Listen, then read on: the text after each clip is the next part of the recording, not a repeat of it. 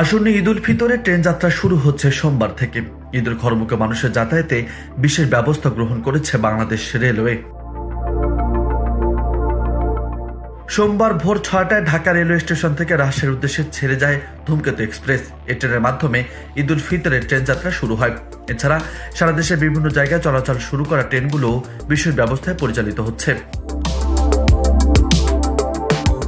সাধারণ যাত্রীদের ঈদ যাত্রা নির্বিঘ্ন করতে বাংলাদেশ রেলওয়ে নেওয়া কর্মপরিকল্পনা থেকে এ তথ্য জানা গেছে।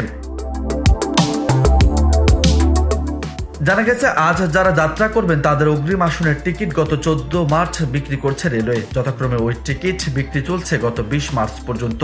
কর্মপরিকল্পনায় বলা হয়েছে, বিনা টিকিটে যাত্রী পরিরোধে ঢাকা বিমানবন্দর, জয়দেবপুর, চট্টগ্রাম, ময়মনসিংহ, সিলেট, রাজশাহী, খুলনা সহ বড় বড় স্টেশনে জিআরপি, আরএনবি, বিজিবি ও স্থানীয় পুলিশ এবং র্যাবের সহযোগিতায় সার্বক্ষণিক প্রহরার ব্যবস্থা করা হয়েছে।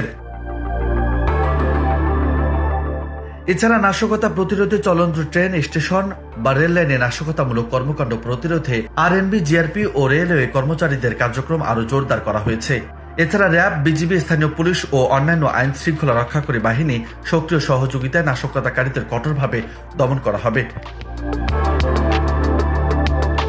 টিকিটধারী যাত্রীদের ভ্রমণের সুবিধার্থে ঈদের আগে 26 মার্চ থেকে জয়দেবপুর স্টেশন থেকে ঢাকামুখী এবং ঢাকা স্টেশন থেকে জয়দেবপুরমুখী আন্তঃজেলা আন্তঃনগর ট্রেনের টিকিট ইস্যু করা হবে না।